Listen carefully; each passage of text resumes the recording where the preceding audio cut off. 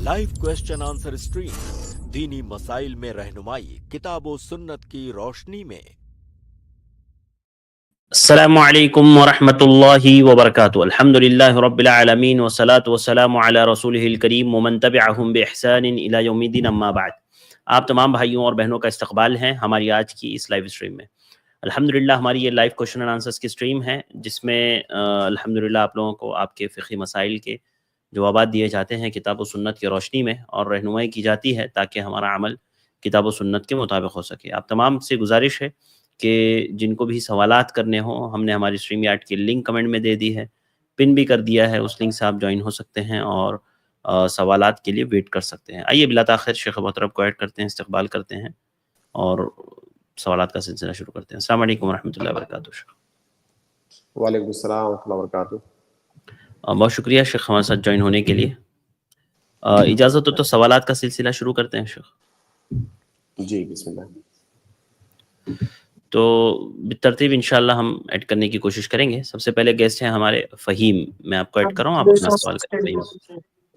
अस्सलामुअलैकुम वरहमतुल्लाहि वबरकातुहू फ़हीम साहब। अस्सलाम वालेकुम वरहमतुल्लाहि वबरकातुहू। वालेकुम अस्सलाम वरहमतुल्लाहि वबरकातुहू। जी शेख, मेरा सवाल उम्रे के बारे में गुस्ल की तरीक़े का पूछ रहा था। अब इंडिया से या कोई भी कंट्री से हम निकलने से पहले एक बार गुस्ल करके दुबई स्टे करेंगे, वहाँ पर एहराम बांध लेंगे, फिर मक्के में एंटर होने से पहले हम होटल जाएंगे तो फिर दोबारा गुस्ल करना है। बिस्मिल्लाह वल्हम्दुलिल्लाह वस्सलातु वस्सलामु अला रसूलिल्लाह। भाई का सवाल उम्रे से मुताल्लिक है, उम्रे में एहराम बांधने से मुताल्लिक। पहली बात ये समझ लें कि जब उम्रा करने आप जाएंगे तो आपको एहराम बांधना कहाँ पर है। आपको एहराम जो मीकात होता है, मीकात मकानी, जो कि 5 है। अहले मदीना के लिए जुल्हुलैफा, अहले शाम के लिए अल-जुहफा, अहले यमन के लिए यलमलम, अहले नजद के लिए कर्न मनाजिल और अहले इराक के लिए ज़ात इर्क। ये तकरीबन चारों तरफ के मवाक़ीत मकानियाँ हैं। इनको क्रॉस करने से पहले आपको एहराम बांधना है। एहराम बांधने का मतलब उम्रा की नीयत कर लेना, उसमें दाखिल होने की नीयत कर लेना। नीयतुद दुखूल फिन नुसुक का नाम है एहराम। तो उम्रा के आमाल में दाखिल होने की नीयत करने को एहराम बोलते हैं। और जब आप एहराम में दाखिल होने की नीयत करते हैं तो उस वक्त आप अपना कपड़ा भी चेंज कर लेंगे। जो आम कपड़ा होता है, कुर्ता पैजामा या जो कपड़े जिस्म के हयत के एतबार से सिले जाते हैं, उनको उतार के आपको चादर जो पहनते हैं एहराम में, वो आपको लपेट लेना है। और ये काम आपको, जैसा कि मैंने बताया, कि मीकात की बाउंड्री क्रॉस करने से पहले आपको करना है। अब पहले की कोई हद नहीं है कि कहाँ पर करना है। जहां मान लीजिए मदीना से कोई जा रहा है तो जुल्हुलैफा से पहले उसको एहराम में दाखिल हो जाना है। अब वो चाहे तो मदीना शहर के अंदर भी वो नियत कर सकता है, चाहे तो जुल्हुलैफा पहुंचने के बाद कर सकता है, चाहे तो कहीं दरमियान में कर सकता है। अब कोई हिंदुस्तान से जा रहा है, दुबई से कोई जा रहा है, अब वो चाहे तो दुबई एयरपोर्ट में भी कर सकता है। शर्त ये है कि वो जो बाउंड्री है मीकात की, उसको क्रॉस करने से पहले करना है। ज्यादा बेहतर ये है, मैं ज्यादा बेहतर आज के जमाने में खास तौर से समझता हूं कि आप जब मीकात पर पहुंचे तो मीकात क्रॉस करने से पहले आप वहां नियत करें। आप बहुत ज्यादा दूर से नियत मत करें। बहुत ज्यादा दूर से नियत करने का में एक परेशानी ये है कि आप जैसे ही नियत करेंगे एहराम की, उसके बाद आपके ऊपर एहराम की पाबंदियां लग जाएंगी। तो मान लीजिए आप दुबई से चले, आपने वहीं पर एहराम बांध लिया, अब एहराम की सारी पाबंदियां आपके ऊपर लग गई। कई सारी जो पाबंदियां, खुशबू नहीं लगाना है, बाल कहीं नहीं तोड़ सकते, और कई सारी जो पाबंदियां हैं वो तमाम पाबंदियां आपके ऊपर आयद हो जाएंगी। तो बेहतर ये है कि आप बिल्कुल आखिरी टाइम पे एहराम बांधें ताकि उससे पहले आप उन पाबंदियों से आजाद रहें, और ऐसा ना हो कि किसी पाबंदी को पामाल करके आप जो है गुनाह का इर्तिकाब कर बैठे। इसलिए ज्यादा बेहतर यह है कि आप जब मीकात पर पहुंचे तब वहां एहराम बांधें। लेकिन अगर वहां एहराम बांधने में कोई मुश्किल है तो आप पहले भी बांध सकते हैं। जैसे कि आपने कहा कि हम दुबई से जाते हैं آپ دبئی سے بھی احرام باندھ سکتے ہیں۔ اب دوسرا مسئلہ کہ احرام باندھتے وقت کچھ چیزیں سنت ہیں۔ ایک سنت یہ ہے کہ احرام میں داخل ہونے سے پہلے آپ غسل کریں، اور اس غسل کا کوئی خاص الگ سے طریقہ نہیں ہے، جیسے آپ غسل کرتے ہیں نارمل اسی طرح سے غسل کرنا ہے۔ ایسا نہیں کہ وہ احرام کا غسل ہے تو اس کا کوئی الگ طریقہ ہے، وہی طریقہ ہے جو عام حالات میں غسل کا طریقہ ہے۔ آپ غسل کر لیں، اور اسی طرح سے جو ہے جسم کے جو زائد بال وغیرہ ہوتے ہیں ان سب کی صفائی وغیرہ کر لیں، اور اس کے بعد احرام میں جب آپ نیت کر لیں، آپ تلبیہ پکاریں، لبیک اللہم عمرتن، یہ بھی سنت ہے، یہ واجب نہیں ہے۔ اصل جو رکن ہے وہ ہے نیت کرنا۔ آپ نے نیت کر لیا، آپ کا رکن مکمل ہو گیا، آپ احرام میں داخل ہو گئے۔ تو یہ غسل جو ہے آپ کو احرام میں داخل ہونے سے پہلے کرنا ہے، غسل کر کے آپ کو احرام باندھنا ہے۔ اس کے بعد جب آپ مکہ پہنچے، اب وہاں پہ اللہ کے نبی صلی اللہ علیہ وسلم کی سنت کیا تھی کہ اللہ کے نبی صلی اللہ علیہ وسلم ایک مقام ہے مقام ذی طویٰ، وہاں جا کر کے آپ قیام کرتے تھے، اس کے بعد پھر وہاں قیام کر کے غسل وغیرہ کر کے پھر کعبہ جاتے تھے۔ اس زمانے میں یہ ممکن نہیں ہے، تقریباً ناممکن ہے، کیونکہ عام طور سے آپ کسی ٹور وغیرہ سے جاتے ہیں، وہ ڈائریکٹ آپ کو ہوٹل میں لے جائیں گے، آپ کو کچھ پتہ بھی نہیں ہے کہ وہ مقام کہاں پہ ہے اور کہاں پہ اللہ کے نبی صلی اللہ علیہ وسلم ٹھہرتے تھے، کدھر سے داخل ہوتے تھے، یہ ساری چیزیں جان پانا یہ آپ کے لیے بہت مشکل ہے، یہ تقریباً ناممکن ہے۔ اس لیے آپ احرام باندھ کے جب مکہ پہنچے، اپنے ہوٹل میں آپ کو ٹھہرایا ٹور والوں نے۔ آپ اگر چاہیں، اگر آپ کی خواہش ہے، آپ غسل کر لیں، غسل کر کے پھر اس کے بعد طواف وغیرہ کرنے جائیں، لیکن ایسا کرنا ضروری نہیں ہے، آپ ایسے بھی جا سکتے ہیں۔ جی فہیم بھائی۔ جی شیخ، اور دوسرا طواف کی دوران جوتا وغیرہ بھی پہننا، چپل پہننا کیسا ہے؟ اور انڈر گارمنٹس آدمی بھی اور عورت دونوں نہیں پہنیں گے؟ دیکھیے، آدمیوں کا حکم الگ ہے، عورتوں کا حکم الگ ہے، اس لیے دونوں کو ایک ساتھ آپ پوچھیں گے تو کنفیوز ہو جائیں گے۔ آدمیوں کا حکم یہ ہے کہ آدمی پورے جسم پر کوئی ایسا لباس نہیں پہنے گا جو لباس جسم کے مقاس پر، جسم کی حیت پر یا جسم کے سائز کے مطابق سلا جاتا ہے۔ جیسے ہم کرتا پہنتے ہیں، کرتے میں آستین ہے، کرتے میں دھڑ ہے، وہ باقاعدہ جسم کے ناپ پر وہ کپڑا سلا جاتا ہے۔ ہم پینٹ یا پائجامہ پہنتے ہیں، وہ جو ہے پاؤں اس میں بنا ہوتا ہے۔ تو کوئی بھی ایسا کپڑا جو جسم کے سائز کے مطابق سلا جاتا ہے، وہ کپڑا پہننا یہ مرد کے لیے ممنوع ہے۔ اس کو عام طور سے فقہا مخیط سے تعبیر کرتے ہیں، اور اردو داں حضرات جو ہیں اس کا ترجمہ کر لیتے ہیں، اور ترجمہ کرنے کی وجہ سے بہت بڑی غلطی میں، مخیط کا مطلب ہوتا ہے سلا ہوا، تو دراصل سلا ہوا کپڑا یہاں مراد نہیں ہے، مراد ہر وہ کپڑا ہے جو جسم کے سائز کے مطابق بنایا گیا ہو، چاہے وہ سل کے بنایا گیا ہو یا چپکا کے بنایا گیا ہو۔ مان لیجئے کرتا کسی نے بنوایا، وہ سلایا نہیں ہے، جہاں جہاں سلائی ہوتی ہے وہاں وہاں اس نے چپکا لیا، اب وہ کرتا بن گیا، تو کیا اس کا پہننا جائز ہے؟ نہیں، اس کا پہننا بھی جائز نہیں ہے۔ تو اصل جو علت ہے وہ سلا ہوا ہونا علت نہیں ہے، اصل علت یہ ہے کہ وہ کپڑا جسم کے ناپ کے مطابق نہ بنایا گیا ہو، وہ کپڑا نہیں پہن سکتے۔ ایسا کپڑا جیسے چادر ہے، وہ جسم کے ناپ کے حساب سے نہیں بنا ہوتا ہے، چادر تو بڑا سا ہوتا ہے پھیلا ہوا، آپ نیچے چادر لپیٹ لیے، اوپر آپ نے جو ہے چادر اوڑھ لیا۔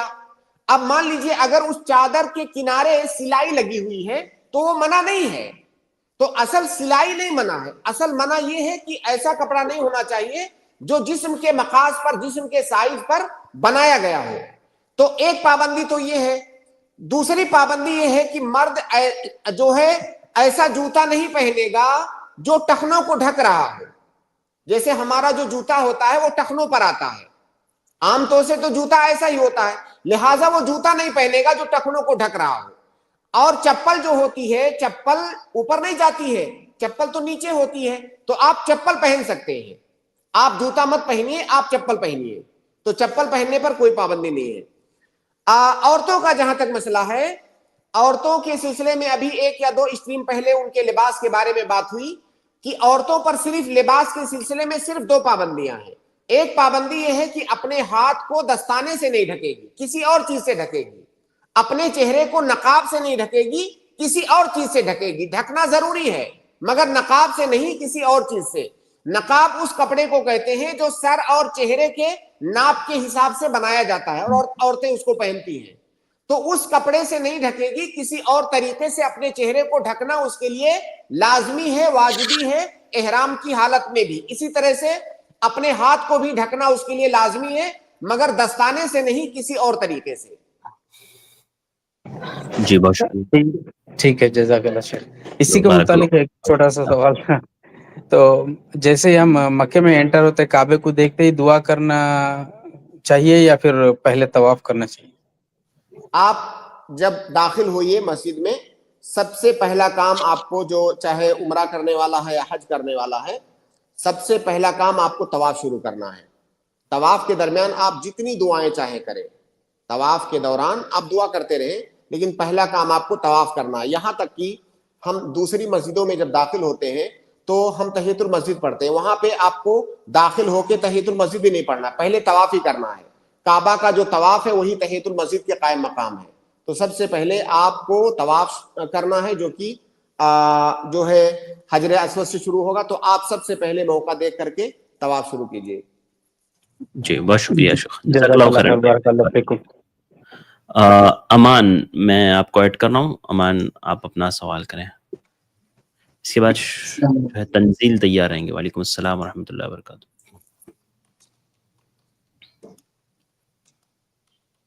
جی فرمائے بھائی.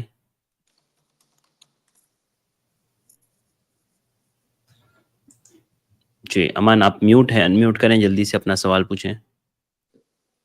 ٹھیک ہے, تنزیل میں آپ کو ایڈ کر رہا ہوں, آپ اپنا سوال کریں. اس کے بعد سسٹر تیار رہیں گے. السلام علیکم شیخ.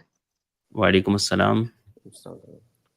جی شیخ, ہماری طرف ایک جو ہمارے گھر میں جو چھوٹے چھوٹے بچے ہیں, ایک 3 سال کا بچہ ہے اور ایک 5 سال کا بچہ ہے.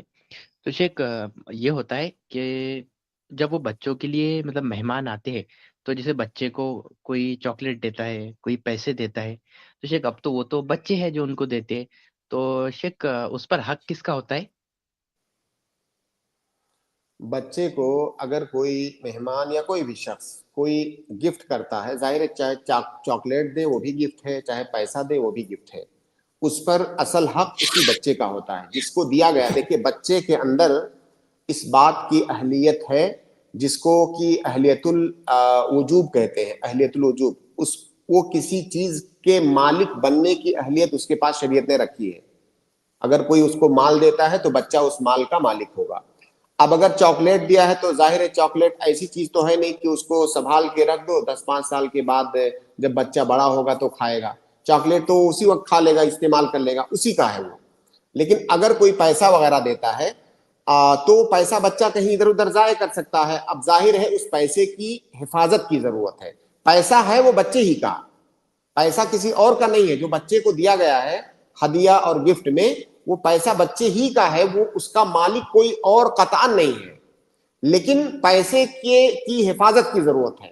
برعکس چاکلیٹ وغیرہ اور کھانے پینے کی چیزوں کے, کھانے پینے کی چیزیں ہو تو بچہ اسی وقت کھا لے گا, لیکن پیسہ ہے تو اس کی حفاظت کی ضرورت ہے تاکہ وہ ضائع نہ ہو. اب اس کی حفاظت کی ذمہ داری اس بچے کے ولی کی ہے. جو اس بچے کا ذمہ دار ہے اس کی ذمہ داری ہے کہ اس پیسے کی حفاظت کرے, اس پیسے کو اسی بچے کی مصلحت میں اسی پر خرچ کرے, یا تو اس پیسے کو حفاظت سے رکھے, جب بچہ بڑا ہو جائے گا تب لے گا. تو بہرحال وہ پیسہ اسی بچے کا ہے اور اس کی حفاظت اس کا ولی کرے گا. اور اس کا ولی کون ہے, اس کا نگراں کون ہے, اس کا باپ ہے. تو اس پیسے کی حفاظت کی ذمہ داری اس کے باپ کی ہے. وہ پیسہ اس کا باپ رکھے گا, اس کی حفاظت کرے گا, اس پیسے کو اس بچے کی مصلحت میں خرچ کرے گا, یا اس کو رکھے گا, جب بچہ بڑا ہوگا تب دے گا. کیونکہ کبھی ایسا بھی ہو سکتا ہے کہ بچے کو کوئی بہت زیادہ قیمتی چیز یا بہت زیادہ پیسہ کوئی گفٹ کرے. کوئی زمین کسی نے گفٹ کر دیا بچے کے لیے, یا کوئی بڑی رقم گفٹ کر دیا, وہ کون رکھے گا؟ وہ اس کا مالک وہ بچہ ہی ہے. لیکن ابھی بچے کے پاس یہ صلاحیت نہیں ہے کہ اس کی حفاظت کر سکے, لہٰذا اس کا باپ اس کی حفاظت کرے گا, اس کو رکھے گا. جب بچہ بڑا ہوگا تو اس کے حوالے کر دے گا. اور اگر کوئی چھوٹی موٹی چیز ہے, چھوٹی موٹی رقم, تو وہ بچے کے اوپر خرچ بھی کر سکتا ہے. بہرحال اس کا اصل مالک بچہ ہی ہے.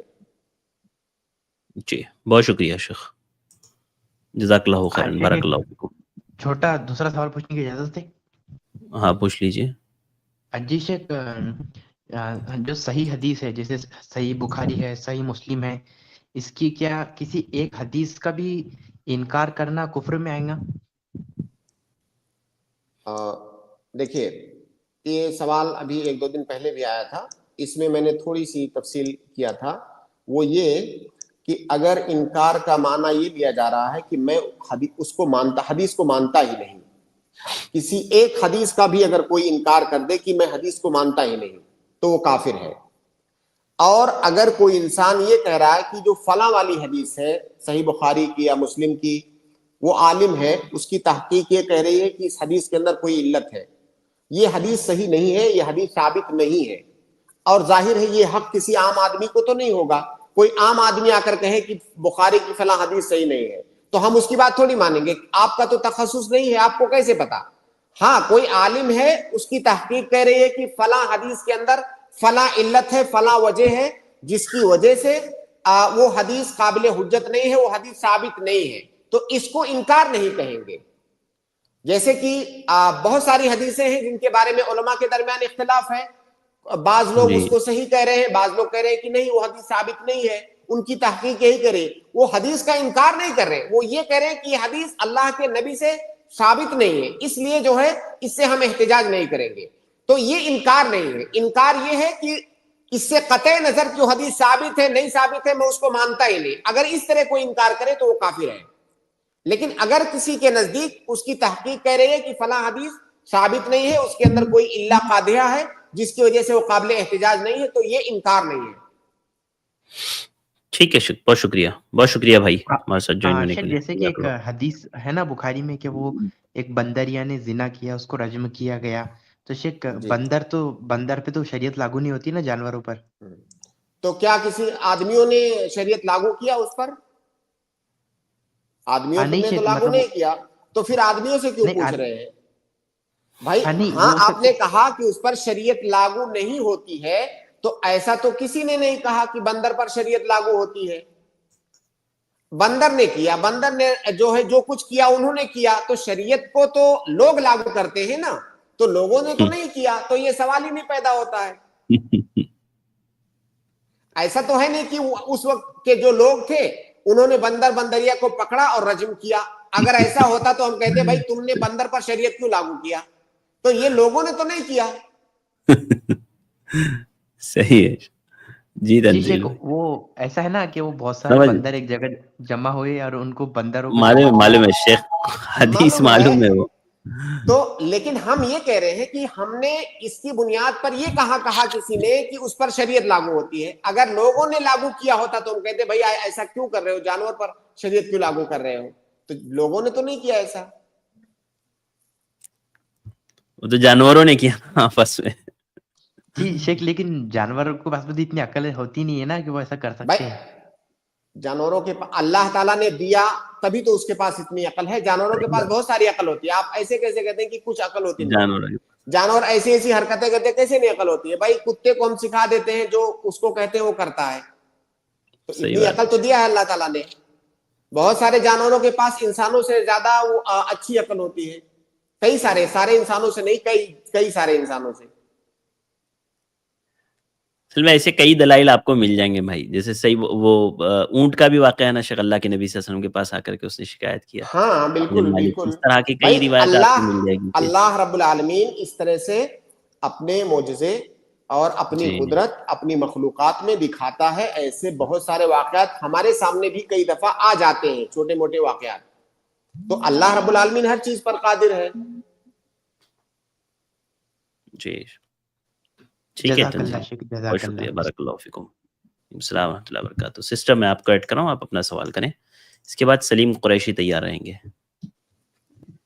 السلام علیکم ورحمۃ اللہ وبرکاتہ۔ شیخ وعلیکم السلام ورحمۃ اللہ وبرکاتہ۔ شیخ میرا سوال رقیہ کے تعلق سے تھا، جیسے کہ سورہ فاتحہ میں شفا ہے، اللہ تعالیٰ نے قرآن میں بھی کہا ہے، تو سورہ فاتحہ کی تعداد 41 بار پڑھنا یہ کیسا ہے شیخ جسمانی تکلیف کے لیے؟ دیکھیے تعداد کی کوئی بھی قید کسی بھی حدیث کے اندر نہیں آئی ہے کہ اتنی بار پڑھو گے تبھی شفا ہے، ایسی کوئی قید اگر کوئی انسان لگا رہا ہے تو بدعت کر رہا ہے۔ آپ جتنی بار چاہیں اتنی بار پڑھیں، 2 बार 4 बार 7 बार 10 बार जितनी बार आप चाहें पढ़ें, कैद की का जिक्र नहीं है कि इतनी बार पढ़ेंगे। हाँ, बहुत सारे उलमा अपने तजर्बात से कहते हैं कि आप जो है, जैसे कुछ उलमा कहेंगे कि ताक तादाद में पढ़ें, क्योंकि ताक तादाद अल्लाह ताला को पसंद है, उमूमी हुक्म है, तो आप ताक अदद में पढ़ें। लेकिन बहरहाल अदद की कोई कैद नहीं है, अदद की कैद नहीं लगाएंगे। शेख, मैंने अहले हदीस उलमा से सुना है कि 41 बार सूरह फातिहा पढ़ने पर जिस्मानी बीमारी दूर हो गई है, ऐसा करके। नहीं, तो आप दलील पूछिए उनसे कि अगर आप 41 की कैद, मान लीजिए किसी ने 42 पढ़ दिया तो, या किसी ने 40 पढ़ा, हाँ, अपन तो वैसे अनगिनत पढ़ते हैं, लेकिन मुझे 41 बार का जब सुना तो मुझे शक हुआ, इसलिए मैंने आपसे ऐसी कोई दलील नहीं है। आप ज्यादा से ज्यादा जितनी आपको तौफीक हो आप उतनी बार पढ़ें, कसरत के साथ पढ़ें। इसकी कोई दलील नहीं है ना 41 बार वाली हदीस वगैरह कोई तो दलील कुछ नहीं है। कोई दलील नहीं है। और एक और सवाल कर सकती हूँ शेख? जी जी बोलिए, पूछ एक लीजिए। ट्रक ड्राइवर है शेख, तो वो जब किसी की मुलाजमत करते हैं तो उनका घर का गुजारा नहीं हो पाता है, तो वो चाह रहे हैं कि फाइनेंस पर कोई गाड़ी वगैरह खरीद ले, तो क्या वो जायज होगा उनके लिए? नहीं, बिल्कुल जायज नहीं। फाइनेंस पे जो गाड़ियां इस जमाने में खरीदी जाती हैं किस्तों पर, तो उसमें सूद की शर्त होती है कि अगर आप किस्तें टाइम पर नहीं आपने भरा तो फिर आपको जायद रकम देनी होगी, और ये जो जायद रकम होती है ये सूद है। तो इस शर्त पर गाड़ी खरीदना ये जायज नहीं है, सूद की बहुत वाज़ेह शक्ल है, लिहाजा उनके लिए जायज नहीं। दुनिया में और काम है, कहीं पर भी मेहनत मजदूरी वो कर सकते हैं। जी, जज़ाकल्लाह खैर शेख। बारकल्लाहु फिकुम, बहुत शुक्रिया। सलीम कुरैशी, मैं आपको ऐड कर रहा हूँ, आप अपना सवाल करें। इसके बाद लुकमान अब्बासी तैयार रहेंगे। अस्सलामु अलैकुम रहमतुल्लाहि बरकातहू। वालेकुम सलाम रहमतुल्लाहि व बरकातहू।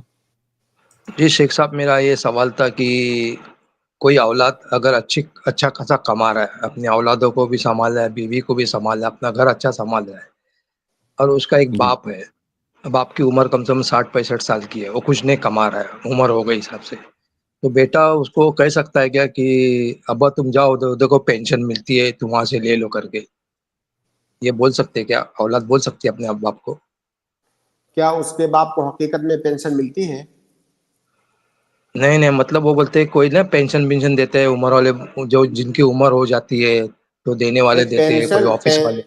Pension pension. तो जो मुलाजमत पेशा लोग होते हैं जब रिटायर होते हैं उनको मिलती है, सबको थोड़ी पेंशन मिलती है।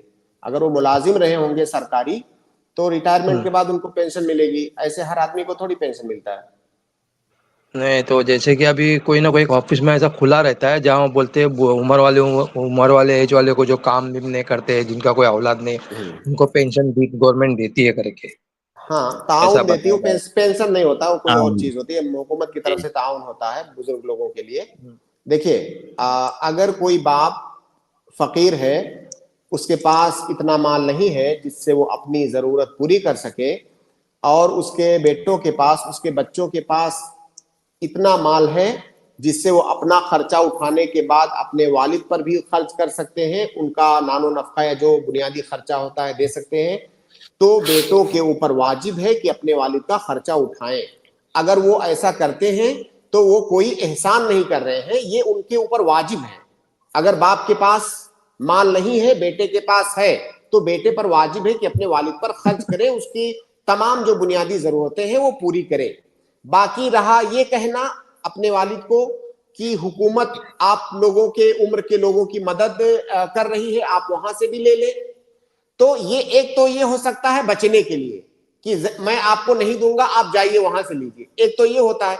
तो ये तो बिल्कुल भी बदअखलाकी है मुकम्मल तौर से। और एक होता है मशवरतन कहना कि हो सकता है बाप को नहीं पता है, बेटा बाप से कह रहा है कि अगर हुकूमत दे रही है तो आप भी उससे फायदा उठाइए, तो मशवरतन कहना इसमें तो कोई दिक्कत नहीं, बल्कि कहना भी चाहिए। हो सकता है बाप को ना पता हो, बल्कि मदद करनी चाहिए, ले जाना चाहिए। हुकूमत दे रही है अगर जो है उम्र रसीदा लोगों को, तो लेना चाहिए, बेटा मशवरा दे सकता है। लेकिन इसलिए कि मुझे खर्च ना करना पड़े इसलिए उसको ऐसा मशवरा देना, ये तो अखलाकन भी सही नहीं है। तो खुलासा ये कि अगर बेटे के पास पैसा है, वो बाप पर खर्च कर सकता है, तो उसके ऊपर वाजिब है कि बाप का खर्चा वो उठाए। جی لیکن ابھی جہاں سمجھو وہ چلے گئے پینشن لینے کے لیے، تو وہاں تو ان کو پوچھے گا نا کہ آپ کے بیٹے لوگ نہیں ہے کیا؟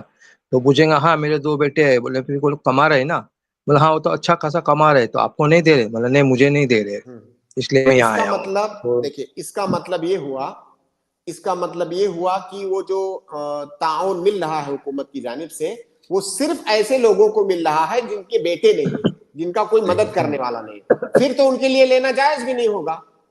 اگر حکومت ایسی شرط رکھ رہی ہے کہ ہم آپ بزرگ ہیں، آپ کی مدد اس وقت کریں گے جب آپ کی مدد کرنے والا آپ کے بیٹوں وغیرہ میں کوئی نہیں ہے، اگر ایسی شرط ہے تو پھر ان کے لیے لینا جائز ہی نہیں، کیونکہ ان کے پاس تو بیٹے موجود ہیں آلریڈی، وہ اس جو کرائٹیریا جو حکومت نے بنایا ہے اس میں آتے ہی نہیں ہیں، تو ان کے لیے لینا تو جائز ہی نہیں ہوگا۔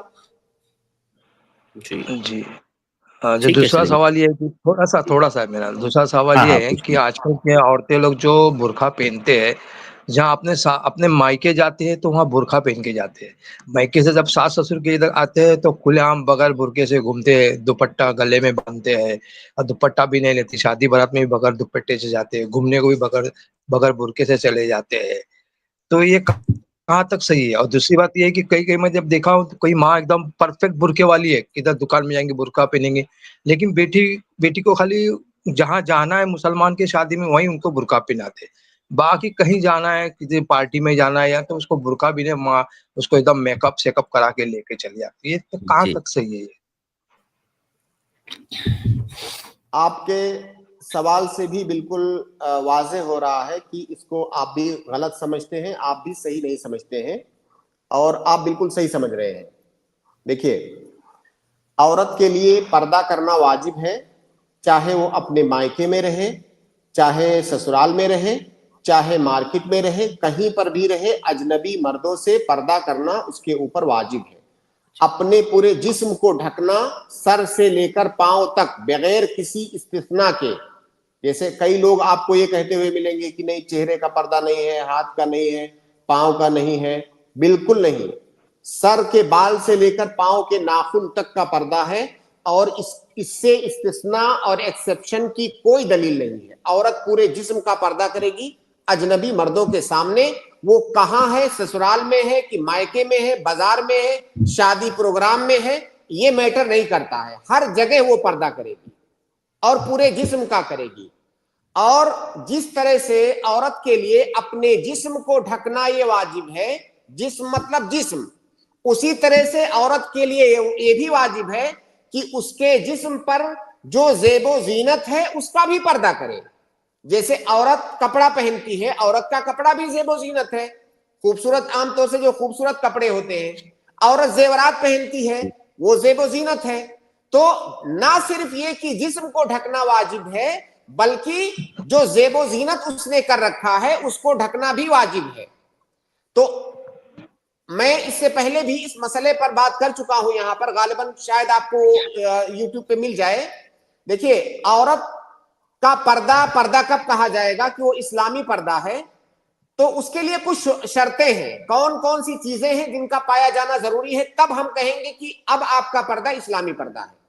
پہلی چیز کہ اس عورت کا جسم، اس کو عربی میں کہتے ہیں ذات، ان یکون ساترا للذات، جسم، اس کپڑے سے جسم ڈھکا ہوا ہو۔ اور دوسری شرط یہ ہے یعنی جسم کا کوئی حصہ نہ دکھے۔ دوسری شرط یہ ہے کہ ان یکون ساترا للون، جسم کا جو کلر ہے وہ بھی نہیں دکھنا چاہیے، جیسے باریک کپڑا ہے تو اوپر سے کلر جھلکے گا، وہ بھی نہیں دکھنا چاہیے، کپڑا اتنا موٹا ہونا چاہیے۔ تیسری شرط یہ ہے کہ ان یکون ساترا للہیئہ للوصف، جسم کی جو بناوٹ ہے، جسم میں جو بھی نشیب و فراز ہیں ان کو وہ بھی نہیں ظاہر ہونے چاہیے۔ کپڑا جیسے اگر چست ہے، تنگ ہے، تو جسم کی حیت ظاہر ہوگی، وہ بھی نہیں ظاہر ہونا چاہیے۔ جب یہ تینوں اوصاف پائے جائیں گے تب یہ کہا جائے گا کہ وہ پردہ ہے اور وہ کپڑا اسلامی کپڑا ہے عورت کے لیے۔ اب موجودہ زمانے میں آپ دیکھیں، جیسے عورت برقع پہن رہی ہے، بہت سارے، آپ مارکیٹ میں چلے جائیے، برقعے کی دکانوں پہ چلے جائیے، ایسے برقعے بکتے ہیں جو بالکل جسم کے ایسے ناپ سے بنائے جاتے ہیں، چست، بالکل فٹ۔ وہ اسلامی پردہ نہیں ہے، وہ فیشن ہے، وہ اسلامی پردہ نہیں ہے۔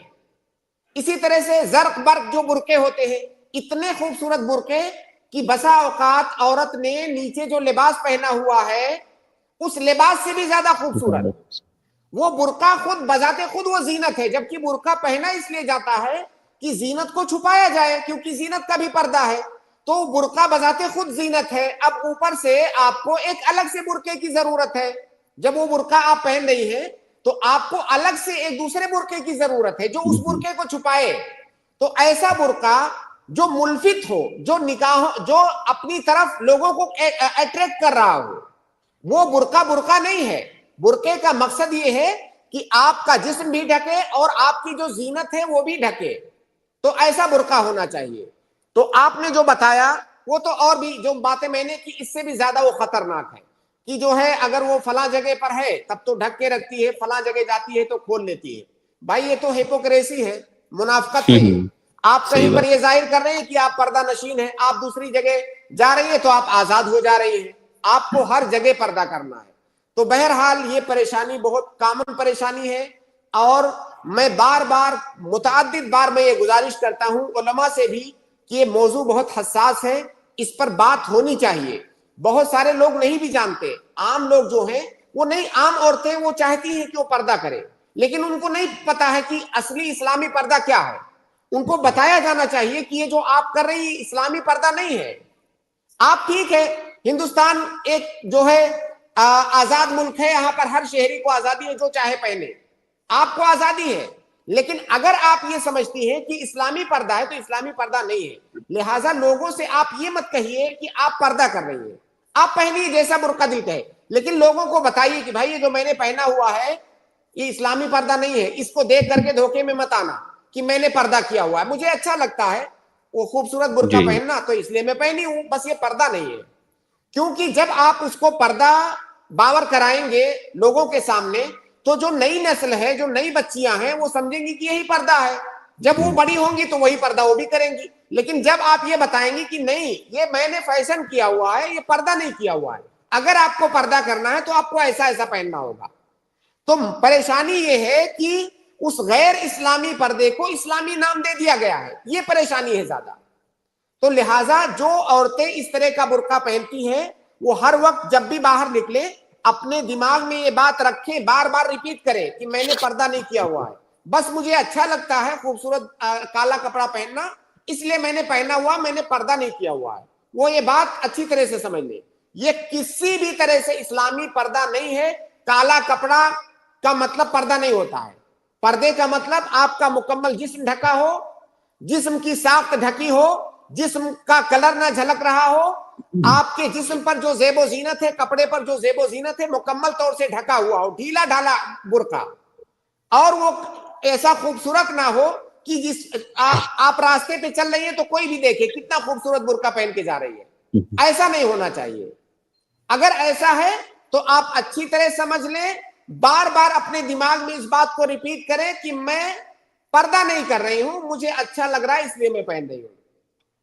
جی بہت شکریہ شیخ، جزاک اللہ خیرن، بارک اللہ فیکم۔ بہت شکریہ سلیم بھائی، اللہ آپ کو السلام جزائے خیر دے۔ علیکم ورحمۃ اللہ وبرکاتہ۔ لقمان صاحب، لقمان عباسی، میں آپ کو ایڈ کراؤں، آپ اپنا سوال کریں۔ السلام علیکم ورحمۃ اللہ وبرکاتہ۔ وعلیکم السلام ورحمۃ اللہ وبرکاتہ۔ کیسے ہیں لقمان صاحب آپ؟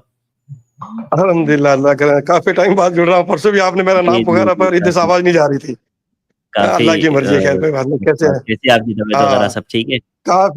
کافی سوال جواب اکٹھے ہو گئے میرے پاس، اور شیخ کے سوال جو جواب دیے نا اس میں بھی سوال نکل آئے ہیں، وہ میں پوچھ لوں گا بعد میں، پہلے ایک سوال کر لیتا ہوں۔ شیخ، لوگ کچھ کہتے ہیں، جیسے شیخ نے یہ بتایا کہ بھی غسل کرنے کے بعد میں اگر شرمگاہ پہ ہاتھ لگ جائے تو وضو نہیں ٹوٹتا ہے، تو ان کا یہ کہنا یہ بھی معلوم کرنا کہ کیا ہم اگر شرمگاہ کے ہاتھ لگ گیا وضو کرے میں تو قرآن کو چھو سکتے ہیں کیا؟ دیکھیں، شرمگاہ پر ہاتھ لگنے سے آپ کا ہاتھ نجس نہیں ہو جاتا ہے، نہ تو آپ کا وضو ٹوٹتا ہے، وہ مسئلہ ایک الگ مسئلہ ہے کہ وضو کب ٹوٹے گا، شرمگاہ پہ ہاتھ لگنے سے کب نہیں ٹوٹے گا۔ اس کا خلاصہ یہ ہے کہ اگر شہوت کے ساتھ کسی نے چھوا ہے تو وضو ٹوٹ جائے گا، شہوت کے ساتھ نہیں چھوا ہے تو وضو نہیں ٹوٹے گا۔ باقی شرمگاہ پہ ہاتھ لگنے سے آپ نجس نہیں ہو جاتے ہیں، آپ بالکل چھو سکتے ہیں قرآن۔ ٹھیک ہے شیخ، شکریہ۔ शेख आपके कुछ सवालों में कुछ सवाल निकल आए हैं, जैसे 419, 425, 430, 441, 442, 453, 59, 60। तो उसमें से कुछ सवाल मैं पूछ रहा हूँ। एक 425 एपिसोड में सिस्टर शहनाज ने पूछा था आपसे सोना चांदी के बारे में, फिर उन्होंने पूछा कौन कौन सी चीजें हैं, तो आपने 6 चीजें बोलने में तो 6 चीज गिनाई, और जब गिनाई तो उसमें 5 थी, तो 6ठी चीज कौन सी है? अच्छा, वो रिबवियात के बारे में शायद इनका जी सवाल जी है। हाँ हाँ, रिबवियात के बारे में, हाँ जी हाँ जी वो चीजें जिनमें रिबल फضل होती हैं, वो 6 चीजें हैं, और वो एक ही हदीस के अंदर मज़कूर हैं। एक तो उबादा इब्न सामित की रिवायत है, और अबू सईद खुदरी रज़ी अल्लाह तआला अन्हु वगैरह की भी रिवायत है। वो एक तो सोना, चांदी, खजूर और गेहूं, जौ और नमक, ये 6 चीजें हैं। ये 6 चीजों हाँ का जी, जिक्र हदीस के अंदर गेहूं नहीं आया बताया, मुस्तलिफ। आपने गेहूं नहीं बताया था।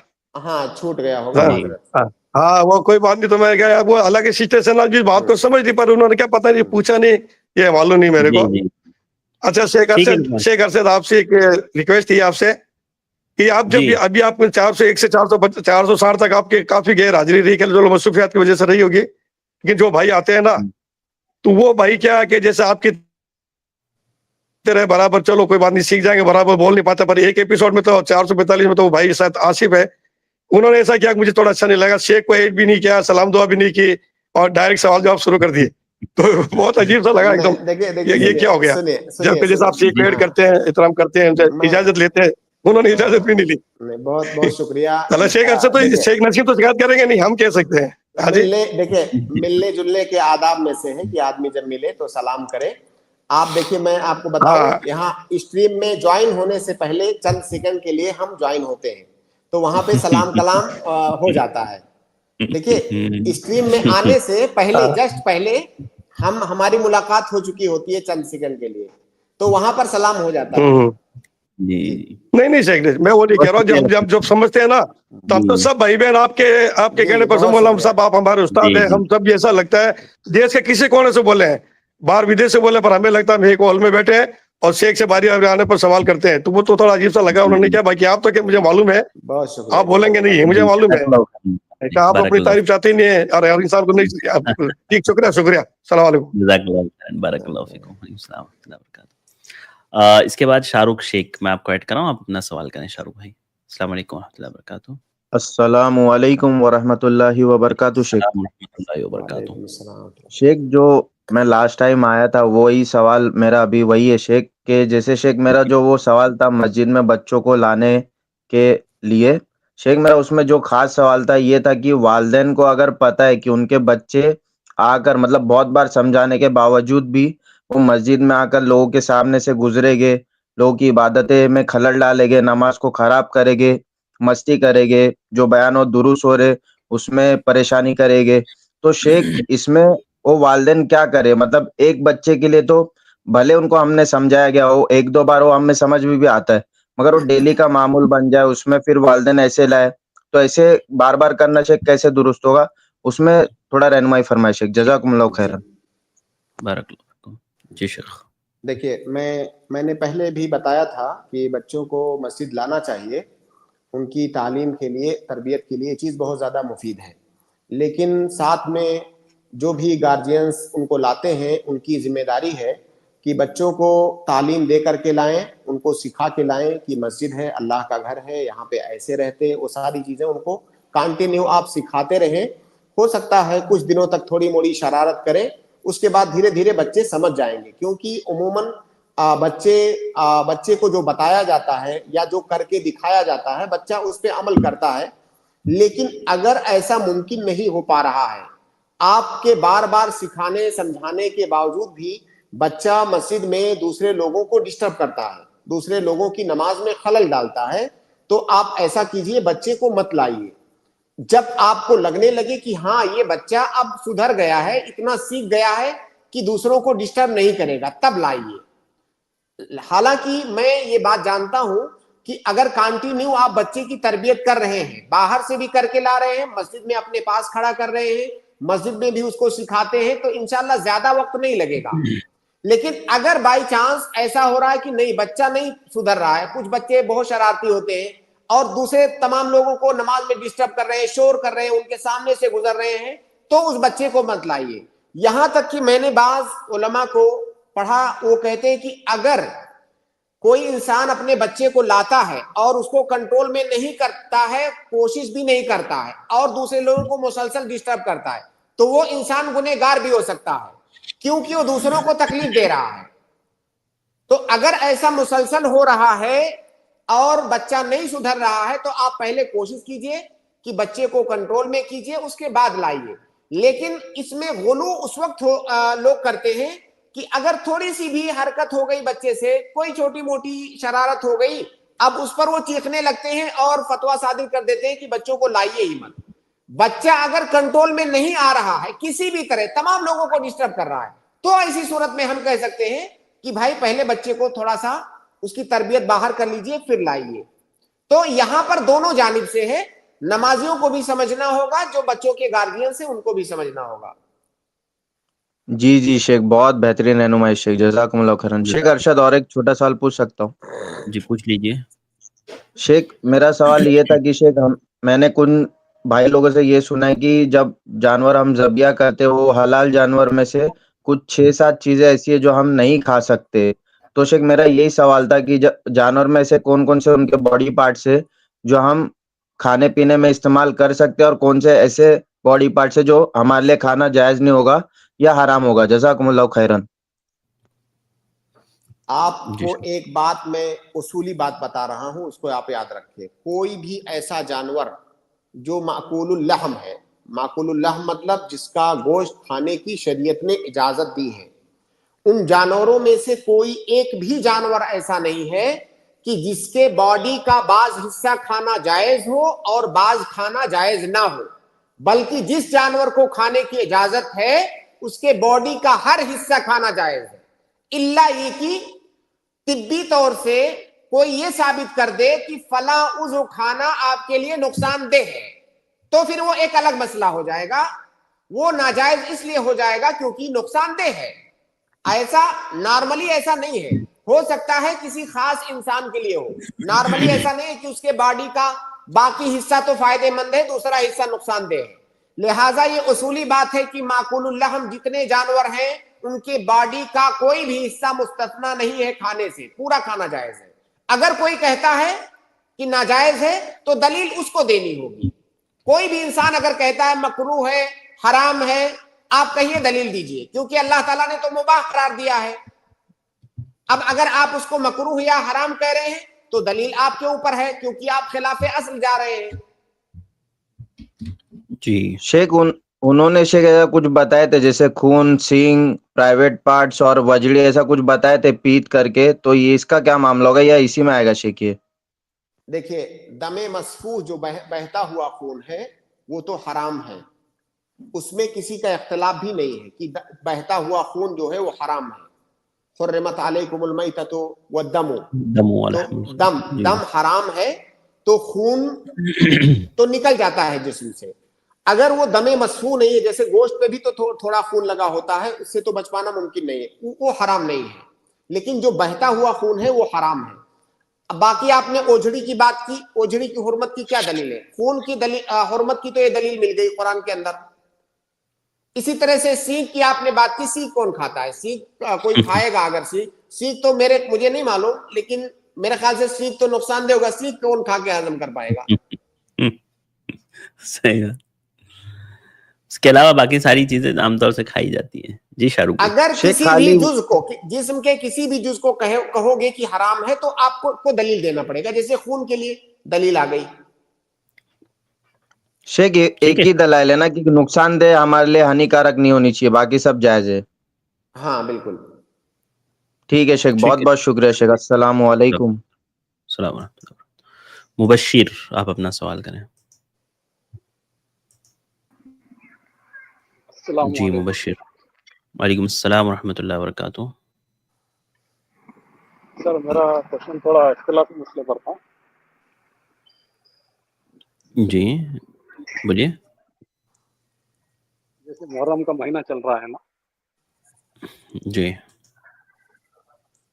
یہ آواز آ رہی ہے مجھے؟ ہاں ہاں آ رہی ہے، بولیے نا.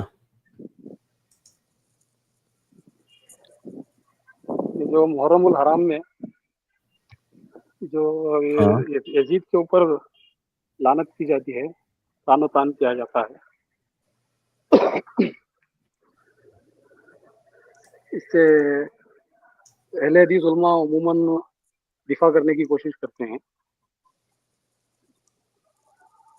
اور جی تھوڑا جلدی کر لیں بھائی. یہ کہا جی، جاتا ہے تھوڑا کہ سا صحیح ہے. تیزی سے تھوڑا سا بولیے، جی کیا بولنا چاہ رہے ہیں، اور شارٹ کر کے بولیے. جی میں بتاتا ہوں.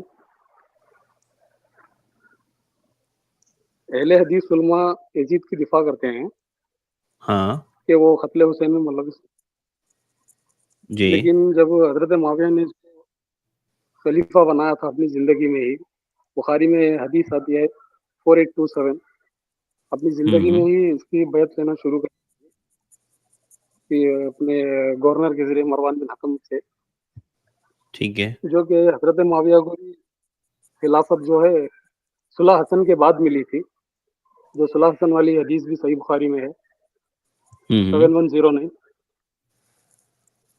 تو جو صلح حسن میں جو شرائط طے پائے تھے، جو شرائط تھی اس میں ایک شرائط تھی کہ اپنی زندگی میں کسی کو نامزد نہیں کریں گے، تو انہوں نے نامزد کیا. تو کیا اس حساب سے وہ ان کی غضب شدہ خلافت نہیں ہے؟ آپ اس مسئلے پر کیا کہیں گے؟ دیکھیے پہلا مسئلہ آپ نے یہ کہا کہ کچھ لوگ لعنت کرتے ہیں، اہل حدیث دفاع کرتے ہیں. ہم اہل حدیثوں کا اور تمام اہل سنہ والجماعہ کا یہ موقف ہے کہ کسی بھی متعین شخص پر نام لے کر کسی بھی متعین شخص پر لعنت بھیجنا یہ جائز نہیں ہے، کیونکہ لعنت یہ بہت بڑی چیز ہے. جیسے کسی متعین شخص کو جنتی کہنا، متعین شخص کو جہنمی کہنا، متعین شخص پر لعنت بھیجنا بغیر کسی دلیل کے. اگر اللہ اور اس کے رسول نے اس پر لعنت بھیجی ہے تو ہم بھی بھیجیں گے. فلاں پر اللہ تعالیٰ نے کہا کہ فلاں شخص پر لعنت ہے، نبی نے کہا کہ فلاں شخص پر لعنت ہے، ہم بھی بھیجیں گے. لیکن اگر تعین کے ساتھ اللہ اور اس کے رسول نے کسی متعین شخص پر لعنت، تو اس پر لعنت بھیجنے کو اہل سنہ والجماعہ یہ جائز نہیں سمجھتے ہیں. لہٰذا اگر کوئی یزید پر نام لے کر کے تعین کے ساتھ لعنت بھیجتا ہے تو یہ اہل سنہ والجماعہ کے موقف کے خلاف ہے. یہ ایک بات. جہاں تک رہی بات کہ اہل حدیث دفاع کا، پہلا دفاع تو یہ کرتے ہیں کہ آپ تعین کے ساتھ لعنت کیوں بھیجتے ہیں، یہ ہمارا موقف نہیں ہے اہل سنہ والجماعہ کا. دوسرا یہ کہ کسی شخص پر اگر کوئی جرم ثابت نہ ہو، اس کے باوجود بھی اس کو مجرم سمجھا جائے، چاہے مان لیجئے کوئی ایسا شخص ہے جو ہمارا دشمن ہے لیکن اس دشمن نے وہ والا جرم نہیں کیا ہے جو بیان کیا جا رہا ہے، تو انصاف کا تقاضا کیا ہے؟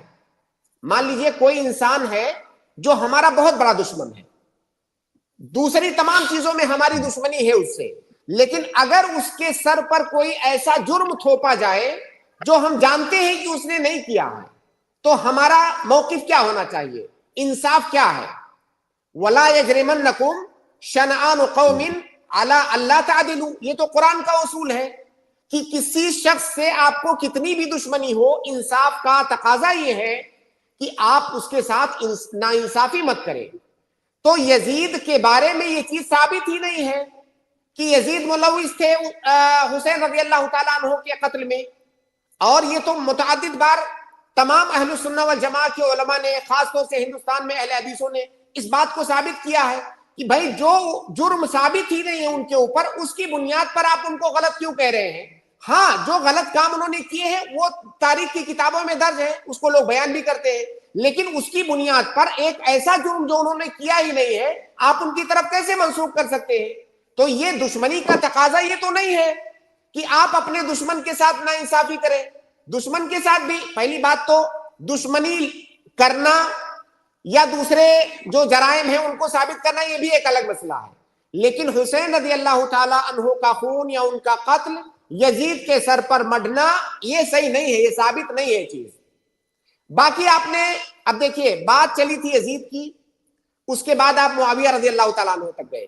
اصل مسئلہ یہ ہے یزید صحابی نہیں ہے، حالانکہ یزید کے بارے میں بھی فضیلت ثابت کی جاتی ہے کہ قسطنطنیہ پر جو لوگ لشکر کشی کریں گے وہ مغفور لہو ہیں، اور وہ جو ہے قائد تھے. اب بات یزید سے چلتی ہے، حسین رضی اللہ تعالیٰ عنہ، یزید، اس کے بعد ہوتی ہوئی امیر معاویہ تک پہنچتی ہے. امیر معاویہ کون ہے؟ امیر معاویہ کاتب وحی ہے. اللہ رب العالمین کی طرف سے جو قرآن آتا تھا نبی صلی اللہ علیہ وسلم کو، اللہ کے نبی صلی اللہ علیہ وسلم چونکہ لکھتے نہیں تھے، اللہ کے نبی صلی اللہ علیہ وسلم نے کچھ کاتبین رکھے ہوئے تھے، ان سے قرآن لکھواتے تھے. انہی میں سے معاویہ رضی اللہ تعالیٰ عنہ بھی ہے. آپ تھوڑی دیر کے لیے سوچئے کہ اس دنیا کی سب سے بڑی امانت ہمارے پاس قرآن ہے. کیا قرآن کو لکھنے اور اس کے محفوظ کرنے کے لیے آپ کسی ایرے غیرے پر اعتماد کریں گے؟ اللہ کے نبی صلی اللہ علیہ وسلم، گویا کہ اللہ کے نبی صلی اللہ علیہ وسلم ان کو امین سمجھ رہے ہیں. اور امین بھی کس بات پر؟ قرآن کی امانت داری، قرآن کے لکھنے کی امانت داری. اللہ کے نبی صلی اللہ علیہ وسلم نے ان کو امین سمجھا. اگر وہ غلط ہوتے تو کیا اللہ رب العالمین اپنے نبی کو باخبر نہیں کرتا کہ یہ انسان صحیح نہیں ہے، یہ امانت دار نہیں، اسے قرآن کیسے لکھوا رہے ہو؟ اللہ کے نبی صلی اللہ علیہ وسلم نے یہ خلافت، دنیا داری، سیاست، یہ سب تو بہت چھوٹی چیزیں ہیں. قرآن کے لکھنے کی امانت داری اللہ کے نبی صلی اللہ علیہ وسلم نے ان کو سونپی. اب معاویہ رضی اللہ تعالی عنہ کی امانت داری پر یہ لوگ سوال کھڑا کر رہے ہیں کہ انہوں نے خلافت ایسے دے دیا، ویسے دے دیا. تو یہ مسئلہ دراصل صحابہ کرام کے گریبان تک ہاتھ لے جانا ہے. مسئلہ یہاں پر ہے، اور ہماری یہ جرأت نہیں ہے، ہماری یہ حیثیت نہیں ہے کہ وہ صحابہ کرام جن کے بارے میں اللہ نے گواہی دے دی ہے کہ رضی اللہ عنہم ورضوا عنہ، اللہ ان سے راضی ہو گیا. اللہ کے راضی ہونے کا کیا مطلب ہے؟ اللہ نے بخش دیا، وہ بخشائے ہیں. ہماری کیا حیثیت ہے کہ ہم ان کے بارے میں بات کریں؟ اور وہ مسائل جو سب تاریخی واقعات ہیں، کتنی چیزیں اس میں جھوٹی ہیں، لوگوں کی اپنی اپنی آرا ہیں، ان کو بنیاد بنا کر کے ان صحابہ کرام کو کٹگرے میں کھڑا کرے. کیا حیثیت ہے ہماری؟ لیکن انہی چیزوں نے آج کل کے بہت سارے نوجوانوں کو، ایسے لوڈے جن کو دین کے مبادی بھی نہیں معلوم ہے، وہ ان کے اندر بھی جرات ہونے لگی ہے کہ وہ صحابہ کرام کو ایسے ڈسکس کرتے ہیں جیسے ان کے گلی محلے کا کوئی لوڈا ہو. مطلب معاملہ کہاں تک پہنچ گیا ہے؟ صحابہ کرام کو اگر درمیان سے ہٹا دیں، ان کی امانت داری، ان کی عدالت، ان کی ثقافت کو اگر مجروح کر دیں، مشکوک کر دیں، تو پورا اسلام مشکوک ہو جائے گا. بھئی قرآن مشکوک ہو جائے گا. وہی معاویہ رضی اللہ تعالیٰ عنہ تو قرآن لکھتے تھے، وہ سب مشکوک ہو جائے گا. اور اصل دشمنان اسلام کا ٹارگٹ اسلام ہے، صحابہ کرام نہیں ہے. کیونکہ صحابہ کرام جو کہ اسلام کے ہم تک پہنچنے کا ذریعہ ہے، اگر اس ذریعہ کو، اس کڑی کو ہم توڑ دیں گے تو سب کچھ مشکوک ہو جائے گا. تو لہٰذا اس بات کو سمجھیے، اور آپ یہ یاد رکھیے کہ قیامت کے دن اللہ تعالیٰ آپ سے یہ ہرگز نہیں پوچھے گا کہ تم نے معاویہ رضی اللہ تعالیٰ عنہ کے بارے میں ڈسکس کیوں نہیں کیا. کیا انہوں نے اپنے بیٹے کو جو ہے خلافت دی تھی، غلط دیا تھا یا صحیح دیا تھا؟ بالکل ہم سے سوال نہیں کیا جائے گا. تو لہٰذا اپنے آپ کو محفوظ رکھیے ان چیزوں سے.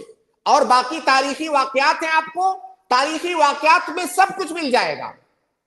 تاریخی واقعات میں ایسی بھی چیزیں مل جائیں گی جن کی کوئی حقیقت نہیں ہے. لہٰذا ایمانی غیرت کا تقاضا یہ ہے کہ صحابہ کرام کی عصمت سے اپنے آپ کو بچا کر کے رکھے، اور سارا معاملہ اللہ کے حوالے. ہم صرف اتنا جانتے ہیں کہ صحابہ کرام سے اللہ رب العالمین راضی ہوا، اس کے آگے اور کوئی شہادت نہیں چاہیے. جی جزاک اللہ خیرن شیخ، بارک اللہ فیکم. وقت ہمارا ہو گیا ہے، بس ایک دو جملے میں شیخ جواب دے دیجیے. ایک سسٹر کہہ رہی ہیں کہ کل سے ان کو روزہ رکھنا ہے، تو وہ پوچھ رہی تھی کہ ایام 20 کے روزے میں فرض روزے کی نیت کر سکتے ہیں کیا؟ جی کر سکتے ہیں، انشاءاللہ کر سکتے ہیں. جزاک اللہ خیرن شیخ، بارک اللہ فیکم. بہت شکریہ وقت دینے کے لیے شیخ. وقت ہمارا یہیں پر ختم ہوتا ہے، انشاءاللہ کل کی سٹریم میں ملاقات ہوگی. السلام علیکم ورحمۃ اللہ وبرکاتہ. اس کے بعد میں اپنے تمام بھائیوں اور بہنوں کا شکر گزار ہوں، الحمدللہ آپ لوگ جڑے رہیں، سوالات کیا آپ نے، امید کرتے ہیں آپ کو جوابات ملے ہوں گے۔ آج کے لیے بس اتنا ہی، میں معذرت خواہ ہوں ان لوگوں سے جن کو موقع نہیں مل پایا، انشاءاللہ میں کوشش کروں گا کل کی اسٹریم میں آپ لوگوں کو موقع مل جائے۔ آج کے لیے بس اتنا ہی، مجھے دیجیے اجازت، انشاءاللہ کل پھر ملاقات ہوگی۔ السلام علیکم ورحمۃ اللہ وبرکاتہ۔ السلام علیکم ورحمۃ اللہ وبرکاتہ۔ آئی پلس ٹی وی پر الحمدللہ 140 سے زیادہ علماء اکرام کے پروگرامز، 16,000 سے زیادہ دینی ویڈیوز، ہر ہفتے 35 سے زیادہ علمی اور دعوتی لائیو سٹریمز، اردو، انگلش اور بنگلہ زبانوں میں کام، I plus T V mobile app, smart T V app اور آئی پلس ریڈیو پر 24 گھنٹے لائیو پروگرامز، 40 سے زیادہ سوشل میڈیا ایپس پر daily video upload, 13 YouTube channels, الحمدللہ تجربے کار علم والے علماء، اسلام کی صحیح تعلیمات لوگوں تک پہنچانا اور دین کی دفاع۔ اس کام کو آپ کو ضرور سپورٹ کرنا چاہیے۔ جزاک اللہ خیر، والسلام علیکم ورحمۃ اللہ۔ Support I plus T we, donation دینے کے لیے 9588888826 پر کال کریں۔